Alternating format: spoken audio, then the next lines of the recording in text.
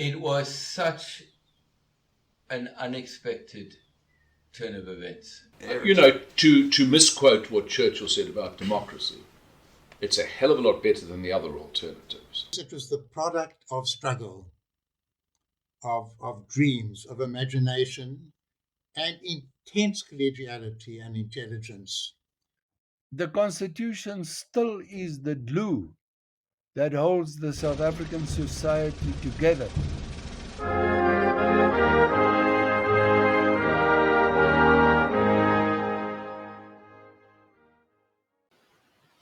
My guest today was a long-serving member of the opposition both during and after apartheid.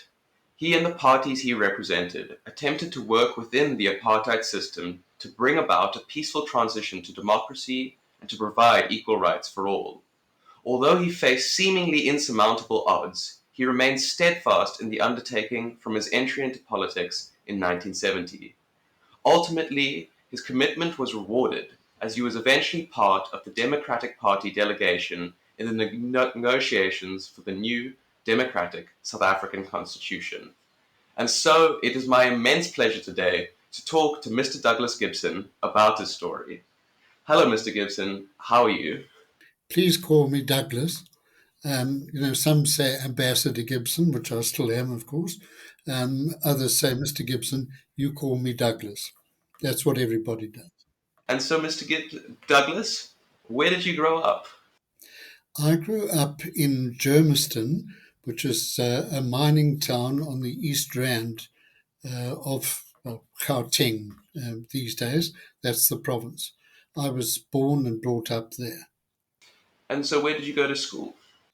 I went to primary school in Germiston, and then I went to high school at Potchefstroom. I went to the high school for boys in Potchefstroom, where my father had been before me as well, in fact. It was a very good government school. And so what was it like for you growing up during apartheid? Well, I was a bit unusual, and you'll realize why in a minute.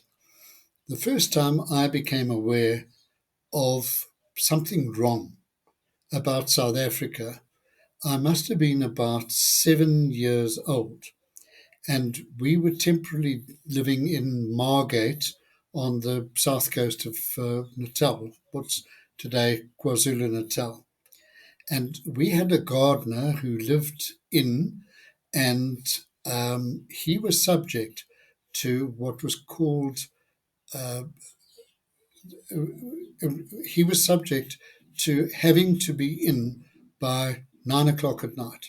He was not allowed to be out, and no person who was black was allowed to be out after curfew, except if they had a note from the employer or the employer's son. I was 7 years old, and I can remember writing a note saying, please allow Johannes to pass. He will be out late tonight. Douglas Gibson.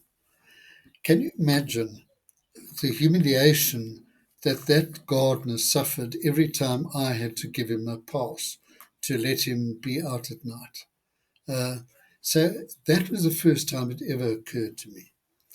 And soon after that, we moved back to Germiston. And when I was 8 years old, I said to my father, Dad, you know what I'm going to be when I grow up? And he said, what? And I said, I'm going to be a member of Parliament. This is 8 years old in 1950. That's 72 years ago. I decided to go to Parliament. And he looked at me and he said, why do you want to go to Parliament? And I said, so I can fight the Nats. The Nats were, of course, the national party that had been in power at that stage for 2 years. He was very interested in this. And he said, well, if you want to go to Parliament, then you'd better learn to speak Afrikaans. And he started buying me the Fatherland newspaper. which was the evening newspaper in Afrikaans, and I'd lie on the carpet, 8 years old, 9 years old, and with my finger point out the words. And I became completely bilingual. The tragedy was that it never even occurred to my father 72 years ago that if I wanted to be in politics, I should learn to speak Zulu or Sotho or Xhosa or one of those. And but that's how it was. Then we grew up um, opposing the National Party. We belonged to General Smuts's party, which was the United Party. They'd been the party of government during the war, and General Smuts, of course, was an international hero. Um, in fact, more so than President Nelson Mandela today. In those days, that's what the world thought of South Africa's leading statesman. So we were always active. By the time I turned 17, I finished school and I went off to Pretoria, where I was in the first year law class. And I immediately joined the United Party youth movement. And I've never, from that day onwards, I've never stopped being politically active. That was from 1960. For the 10 years prior to that, whenever there was an election, I would deliver pamphlets from door to door and be involved to the extent that a kid could be. Anyway, by the time I was 21, I was nominated by the United Party to stand in the mining town of Brakpan. And that was my first public election where I fought the National Party. I mean, I'd helped lots of times. This was my first election. I lost by 3,000 odd, and they thought it was creditable. Anyway, 2 years later, I stood for the Johannesburg City Council, and I lost by 120 votes. It was the closest in the city at that stage. And, well, soon after that, I qualified as an attorney, and I moved to Benoni on the East Rand. And in 1970, I met my wife, and Pam. And as soon as I was with her, and as soon as she started organising my elections, I started winning. And in 1970, that's 52 years ago, I was elected to the Transvaal Provincial Council, where I served for 16 years. You must stop me if I'm going on babbling too long. Eh? No, it's incredibly interesting. And so, what was your original vision for your political career? I was going to Parliament to go and fight the Nats, to go and fight against apartheid. And this was the way to do it. Um, so then I was elected in Benoni as at age 27. In fact, I stood in a nomination contest and won by one vote on the third ballot. And I was opposed by three uh, uh, mayors of Benoni, previous mayors of Benoni, and one very highly thought of businessman. Anyway, I beat the lot of them, and in those days, provincial elections were separate from Parliament, but the constituency was exactly the same as the parliamentary constituency, which we'd won back from the Nats a few months beforehand in the 1970 general election, and I was the election agent and the chairman of the party who helped to achieve that. And so, what was it like being the opposition party during apartheid? Well, I think there were 17 of us out of 74 in the Transvaal Provincial Council. And that Provincial Council area of jurisdiction included what is today Gauteng, Mpumalanga, Limpopo, and Northwest Province. So, I mean, it was a big, powerful area. It was interesting in that there were only men. Of course, there were only white men in the provincial council, but we carried on as though we were running the show, and we had a leader called Harry Schwartz, who was a very brilliant advocate.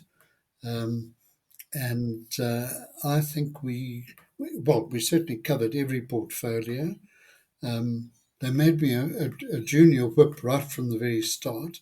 So I've been whipping people for most of my life. And I, I spoke on special education. That's education for children with special needs. And of course, I helped with quite a lot of other aspects. But I thought we were effective, and we got a great deal of publicity. The media were much better off then than they are now. They were able to cover the provincial council properly, and after 7 years, I became the finance spokesperson of the opposition, and 2 years later, I became the leader of the opposition, which I was until 1986, when the provincial councils were abolished. That's at the time of the coming into operation of the tripartite constitution. And they obviously couldn't have provincial councils for whites, for coloureds, for Asians, for blacks, I mean, it was just so. What they did was abolish the provincial councils, and they then became nominated executives and nothing else.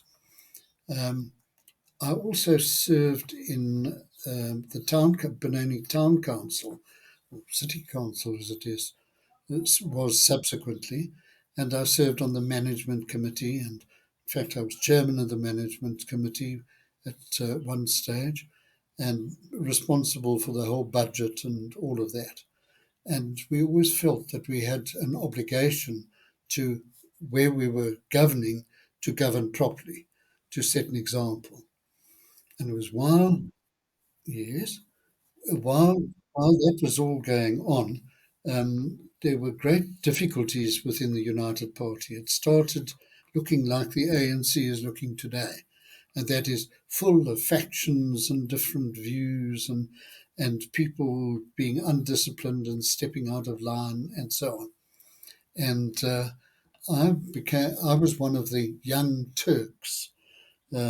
Seems long ago and far away now, but I was one of the young Turks, and we were led by Harry Schwartz. And after a couple of years, after this 74, yes, I was re-elected in 74, and in 75 we broke away and formed the Reform Party, and 100 days later we amalgamated with the Progressive Party, which had itself been an offshoot of the United Party a number of years before that. And so from 1975 onwards, I've been with that particular policy grouping. And from the beginning, we believed that there had to be negotiations about a new constitution that would include all South Africans, and that there should not be discrimination of any kind. So we fought for that for years and years and years.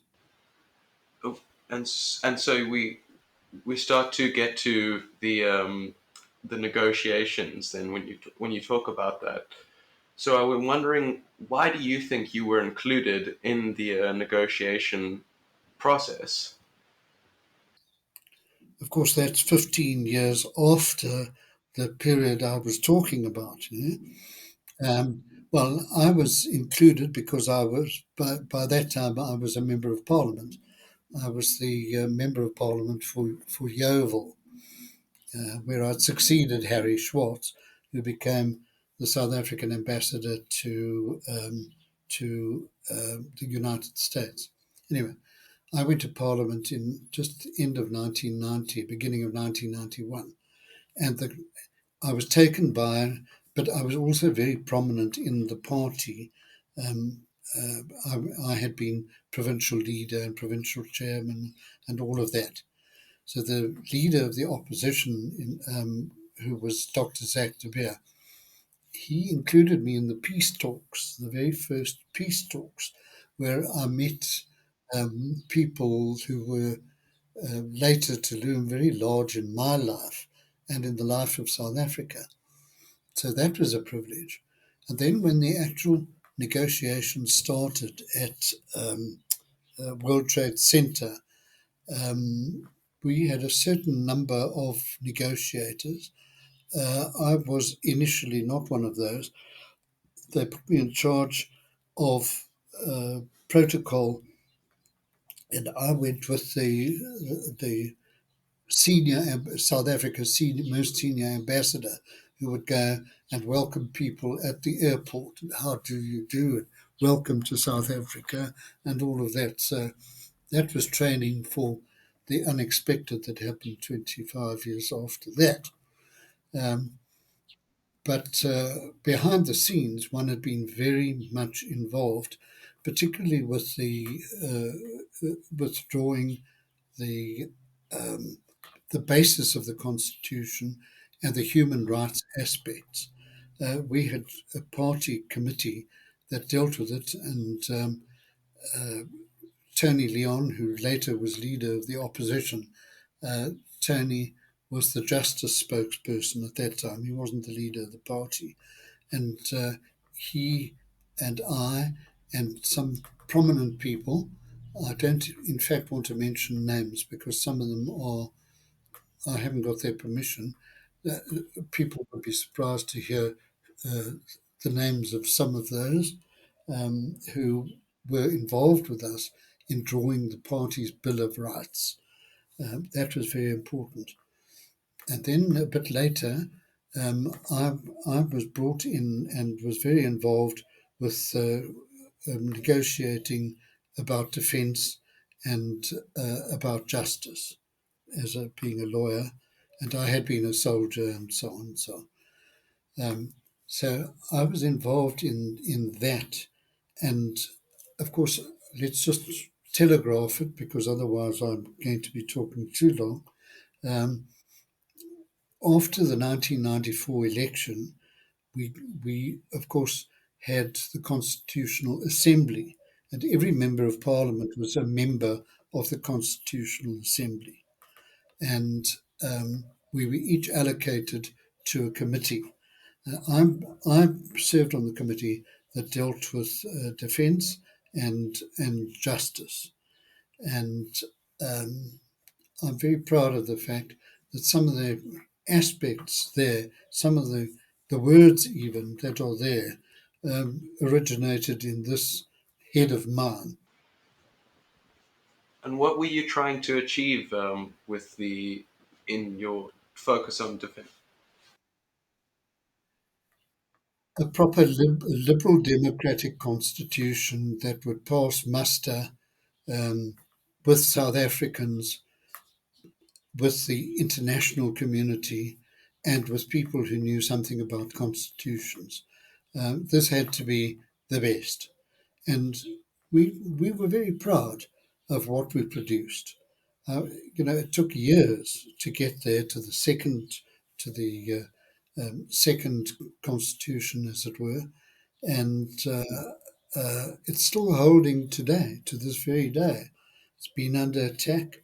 You've got a cabinet minister now who's a populist, who is probably wanting to oppose the president.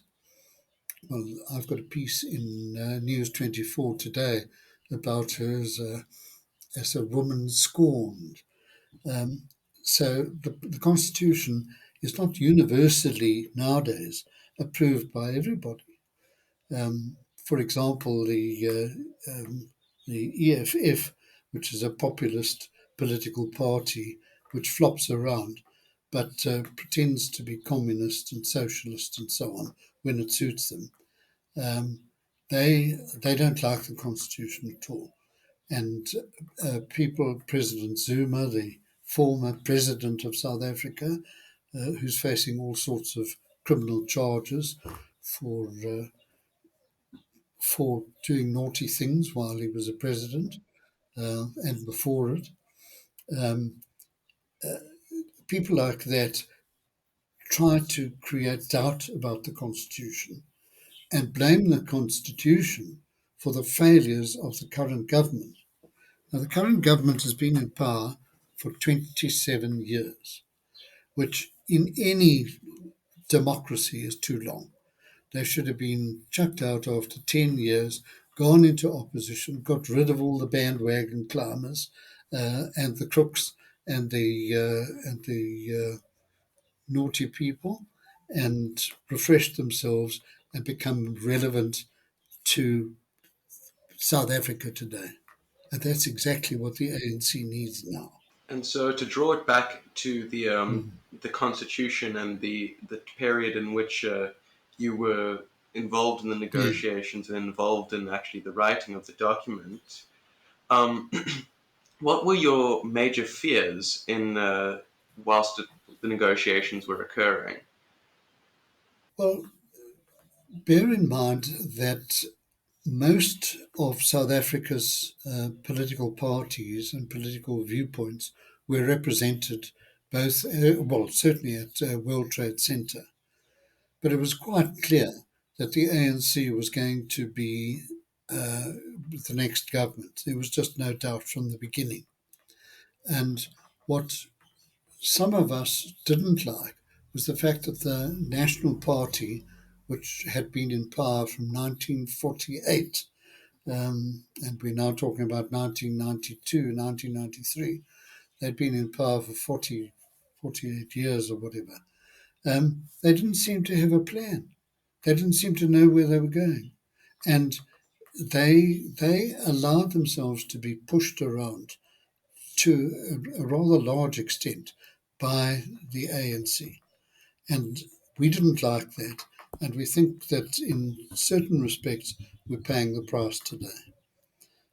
Afrikaans-speaking people, their language is guaranteed in the Constitution, but Afrikaans gets treated like a second or third class language, and that's wrong. And I think personally that at the time we were negotiating the Constitution, there should have been more specific protection for languages. Now, I have always believed in many languages. I made a speech in Parliament in 1992 saying that the saving of Afrikaans, before the negotiations had really started, is if South Africa became a multilingual country. If we just had one official language, English, that would be the end of Afrikaans. And I suppose of Zulu and Sotho and Xhosa and all of that. To move to a more positive side, what were you actually hoping to achieve while the negotiations were ongoing? Obviously, you alluded to the fact that the ANC seemed to hold a lot of the cards in the negotiating table and were able to push around the National Party. But what were you hopeful for in achieving? Well, I think that the PFP, as we were the Democratic Party by that stage. We were either the PFP or the Democratic Party. We've gone through various name changes as we've amalgamated and got bigger. In 1994, in that election, we got 1.7% of the vote and 7 seats in Parliament, one of which I occupied. And we're now in the mid-20s at least. So we've grown. At that time, I thought that we were quite effective, very effective, in pushing our line of what we regarded as the essential, which was a proper liberal democratic constitution. And because we'd worked through it, and because we knew exactly what we wanted and what we thought was necessary for our country, and because we'd been fighting for it for 20, 30, 40 years by that stage, we succeeded in getting quite a few things put in the Constitution that are of major benefit to South Africa today. And so, what were the things that you succeeded in having put in the Constitution? Well, one of the things I'm responsible for uh, was the appointment of judges, and that's become rather controversial now because we found that the Judicial Service Commission, on which I served for a few years before the government threw me off, said nothing personal, politics, Douglas, politics. Yeah? That was Mr. Tony Ngeni, who subsequently went to jail for It was for politics, Douglas. Politics. years. Politics, Douglas, nothing personal. Anyway, the Judicial Service Commission, when I served on it, I thought was a very good body. And we had put that in the Constitution so that it wasn't just the Minister of Justice or the President who were going to announce Joe Schmo as the new Judge President. It would all have to be considered, and and people would have to appear in public and be cross-examined and all of that. We've only just recently learnt that cadre deployment stretched also to the judiciary, where the ANC as a party would consider vacancies and then tell their people there who they wanted, which is quite shocking. I think that's an utter abuse of a process that's supposed to be independent. Anyway, just in the wording of the Constitution, um, the original draft said that if judges were guilty of misconduct, they could be impeached and removed. I had it written in there if they're guilty of gross misconduct. You don't want in a democracy judges just to be got rid of, sometimes on trumped up charges. And I thought and still think that that's absolutely essential.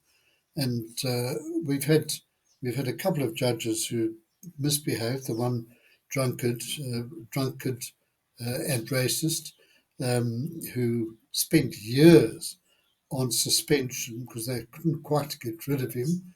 Anyway, finally retired on his full pension, I think. Um, and then there's another, the Judge President of the Western Cape at present, Judge Hlophe, who's a great disappointment. He's been eluding the JSC for about 10 years, and there's now a recommendation that he should be impeached and should go through Parliament and all of that. And even though it's been very uncomfortable having him and the other beauty, the fact is that generally our judges are good. Our judges know how to behave themselves, and they are not political judges.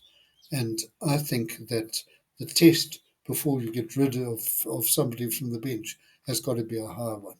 So I was very proud of that. But I take responsibility when they say, but look at these judges that are, these naughty blokes. Anyway, Well, you hope, and no system's going to function perfectly, and you just hope that it doesn't, that it cannot be abused. yeah, yeah, exactly. And so, I was wondering to go back to the 90s and specifically the period in which the transitional constitution was being written. Um, what was it like in the negotiating room when it was occurring? Because I imagine with the amount of opposition that was in there and the amount of uh, participants who had different views for South Africa, the atmosphere could get quite tense and tempers could run quite high. Was that the case? Up to a point, but that's 30 years ago. People had better manners then. I mean, I've been out of Parliament now since I became an ambassador in 2008, and everybody tells me that the politicians there nowadays carry on as though they hate each other. Well, we certainly didn't do that in the 1990s. We treated each other with respect. And of course, there were arguments and all of that. But I mean, the whole purpose of the World Trade Center was to try to find consensus, try to find each other. It wasn't to smack each other. And I think that's a very important distinction. So it wasn't as fraught as people would think it should be. And even when we got to Parliament and the Constitutional Assembly thereafter, I mean, occasionally people would get cross. I got cross myself once or twice. But generally, people behaved, and they thought and recognised that if they behaved themselves and treated people with respect and not with contempt, they were going to achieve a little more than they would if they tried to give each other a clout. And are there any moments that particularly stand out in your memory from the World Trade Center negotiations? Yes, well, of course, there was the one where the people on the right wing attacked and sent, was it a tractor or whatever it was, through the glass doors. They were going to take over the place. Um, that certainly sticks in one's mind. The other one, in particular, was when Mandela and de Klerk had their famous battle, which almost brought the negotiations to an end. But they patched it up afterwards. But that was serious stuff. And so, what exactly happened?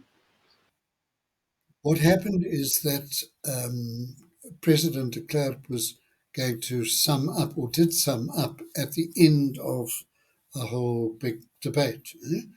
And he used the opportunity to have a go at the ANC.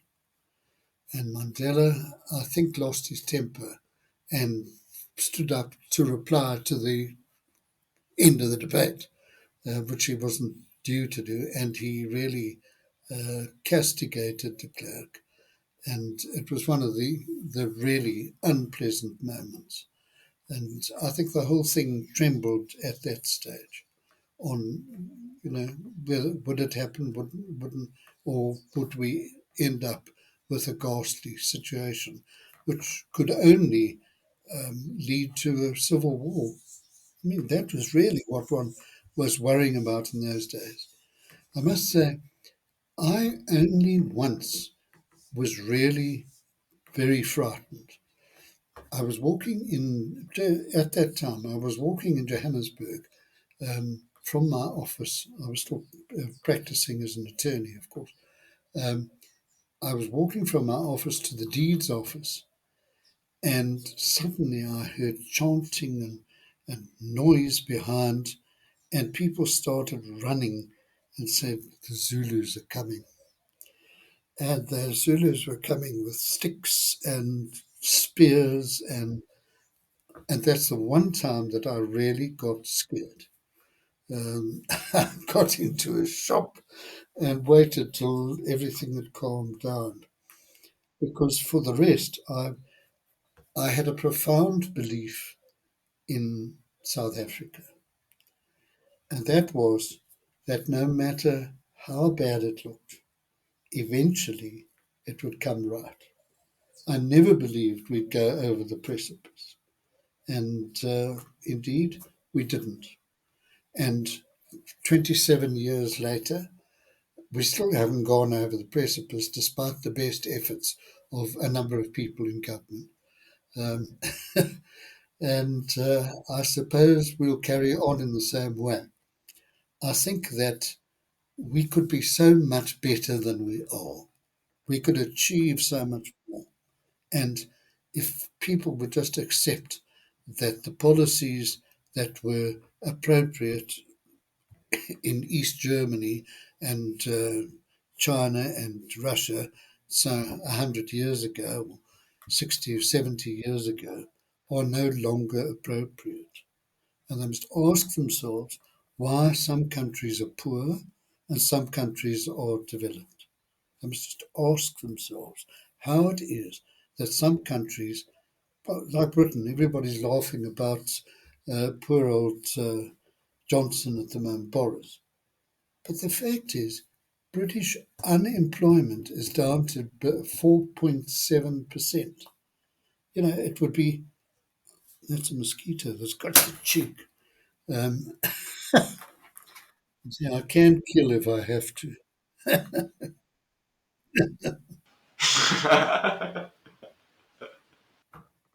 Why do they have an economy that works?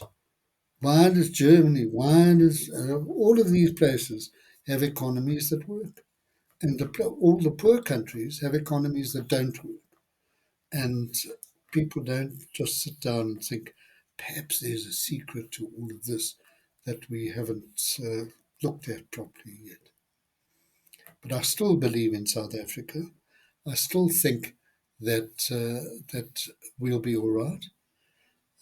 White people like me are now 8% of South Africa. Clem Sunter says that by 2030, the white population will be down to around about 2 or 3% of South Africa.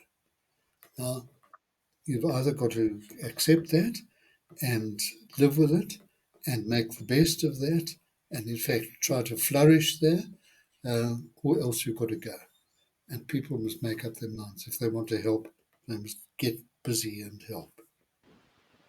And so you've talked about the kind of ramifications that have come after the constitution was made and the transitional constitution was made, and then the final constitution in 1996, I believe. And but so with the benefit of hindsight, are there things that you would have done differently in crafting the documents? Not many. Not many. I think the language thing, perhaps the cultural language thing. I think the property clause, in which I was deeply involved at one stage when we reached an agreement, that property clause is very unpopular in certain ANC circles, and they want to expropriate without compensation. I mean, it's just rubbish. You can't take my property away from me because I'm white, and my people most of them came here in 1820, a few in the late 1600s. How can you take my property away unless I stole it from somebody? If I stole it, well, then obviously the compensation must reflect that, or no compensation.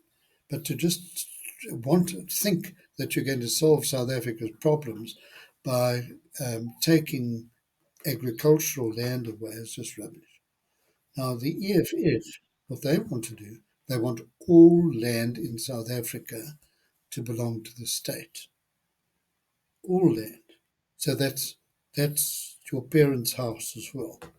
And fortunately, I'm in a retirement community and I have only a life right. So they can't take that away from me. But it's nonsense. That's not what we need. What we need is decent housing for people in the cities. We're becoming increasingly an urban population. And you'll see with the whole land reform program has been a mess and an utter waste of a lot of that money. And most people don't want the ground. They want some money anyway. So they're not going to end up as landowners. So all of that is just so negative for our country and for our future prospects. And it seems to fly in the face of the preamble of the Constitution, which seems to lay out the spirit of which the document was written, that says that South Africa belongs to all those who live in it. It's not a, and it seems as though we forget that the miracle of the Constitution, or some might say a miracle of the achievement of the Constitution, was that we managed to go from a racially polarized state to a non-racial democracy, and that's the crux of the issue. And so I actually have a question with that, is that would you say that what happened between 1991 and 1996 and the process that gave us the transitional and the final constitution, would you characterize that as a miracle? Yes, I always believed it would happen, but that doesn't mean it wasn't a miracle. I really thought it was. And when I think back to that time and how positive South Africans were of all races, and how blessed we felt, and how the rest of the world regarded us and thought that we certainly were a living miracle. And what a shame that we've managed to tarnish a lot of that and become such racists. And we can't do anything. We can't even talk about cricket without talking about race and what happened 20 years ago and all of that. Instead of getting on with how people today, how we can get them to get on, and all contribute to our country. That's what I'd like to do. And the basis of liberal democracy is that every individual human being is the touchstone of value. Every man, every woman. It's not the collective, it's the man, individual man and woman. You treat them decently, you educate the children properly, you provide the climate in which business can flourish, and then people will get jobs. That's what we need to be doing, instead of focusing all the time on pointing fingers at each other and being bitter about race and bitter about the past. And so I would ask, when you characterize it as a miracle, to continue to draw back to the Constitution, why would you classify it as a miracle? What was happening, or what was the likely other alternative to the achievement of a new non-racial constitution, and what was happening that made the achievement of the constitution a miracle? Well, you must remember what had happened up to then. I mean, from the time I said I wanted to fight the Nats in 1950, you had a build-up of racial legislation, always aimed at the black person and the coloured and the Asian, and aiming to protect white South Africans and enable them to be separate and to carry on living here. But it got more and more unacceptable in the world. We had significant sanctions from major countries all over the world. Our economy, having been very good in the 60s, I mean, it's never been as good as it was in the 60s and perhaps early 70s. But by the end of the 80s and the beginning of the 90s, South Africa was going bust. We were going broke. And the security situation was deteriorating. We had we had all these forces around. I mean, the ANC, MK, didn't really amount to much. South Africa could have carried on for another 10 years um, if it had not been for sanctions and world pressure, and also just the feeling growing among white people that this situation was untenable, that we couldn't carry on. I mean, how do you justify that a black person couldn't go into a post office? There had to be a separate window, and they had to go and talk through the window. And in many shops, and certainly you couldn't sit down in a cafe or a restaurant if you were black, just unheard of. Now, I think people came to the realization, some of them very reluctantly, that this was untenable and that we were heading for a racial war. That's really where we were going. And if we hadn't found each other, if the negotiations had broken down and we'd gone back to previous positions, I think we would have had a civil war. Now, President de Klerk, I never voted for him or his party ever, but he died recently, and there were some people who were very sour about him and all of that, not giving him the credit that he deserved. He could easily have carried on for another 5 years as the president and not gone down in history as the person who released the political prisoners, unbanned the Communist Party, the ANC, and all of these. In fact, I've got a talk. I talk on cruise liners. I'm a lecturer there. I lecture on world affairs. And one of my talks is about Nelson Mandela and F.W. de Klerk, unlikely partners who changed history. And they really did. And in that, I also talk about the miracle of the transition. So I believe we were very lucky. One of the reasons I was so grateful was that my son, I've got only one son, no daughters,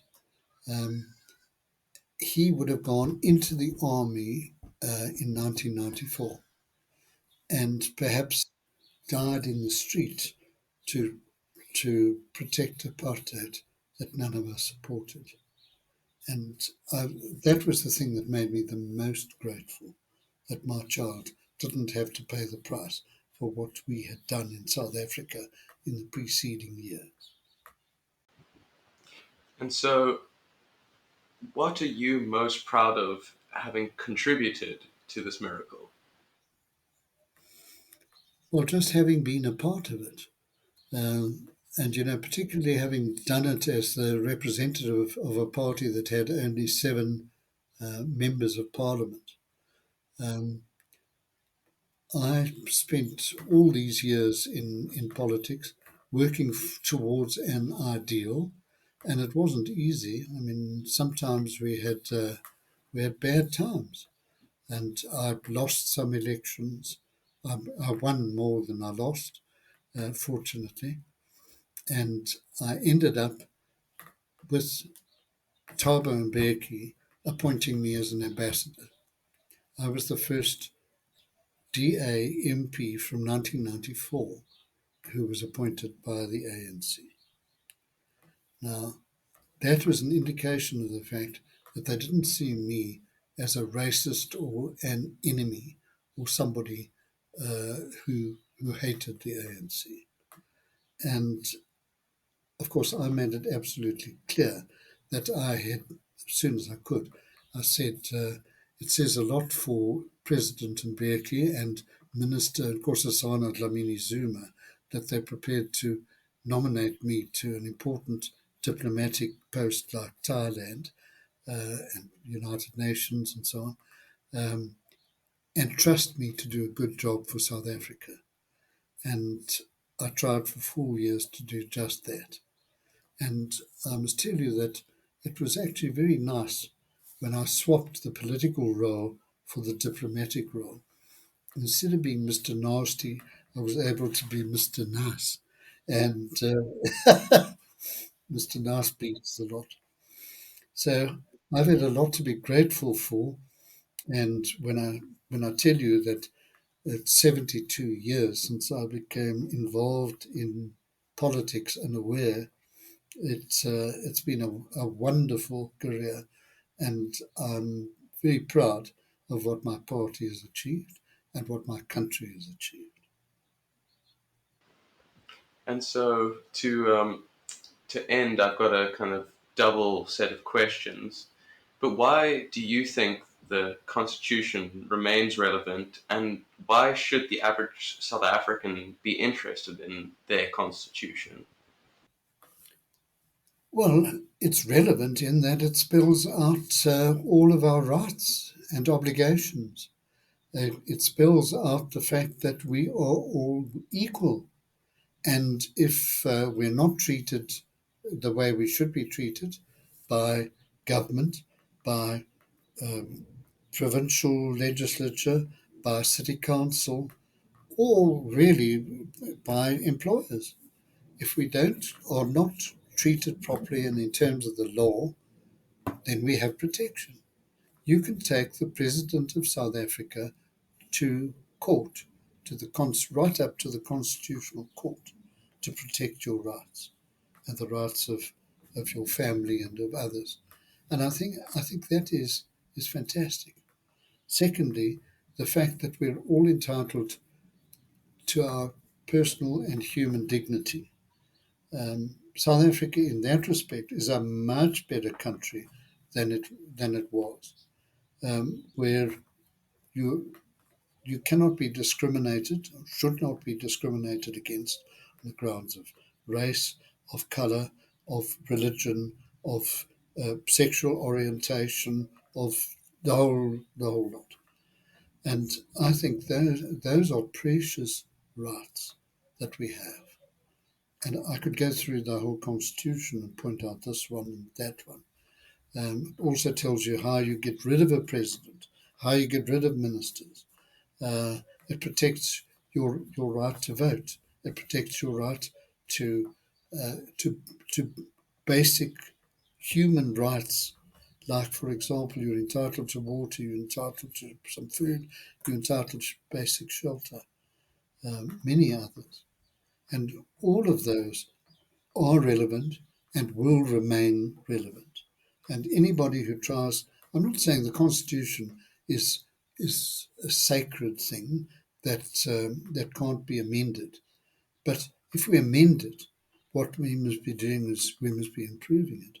What we mustn't be doing is watering down its provisions and putting weapons in the hands of politicians who allow power to go to their heads, more particularly if they're in power for 27 years. What you need is regular elections, and you need the government to be thrown out every 2 terms or so, and give the opposition a term. And all of that is made possible as a result of the Constitution. So I'm very proud of it and I support it. Well, thank you so much, Mr. Gibson, Douglas, not only for talking to me today, but for everything you've done as a stalwart and defender of the Constitution and a writer of the Constitution. As a young South African, I could not imagine living a life not in a democratic South Africa. And in your own way, you gave me my life. So thank you.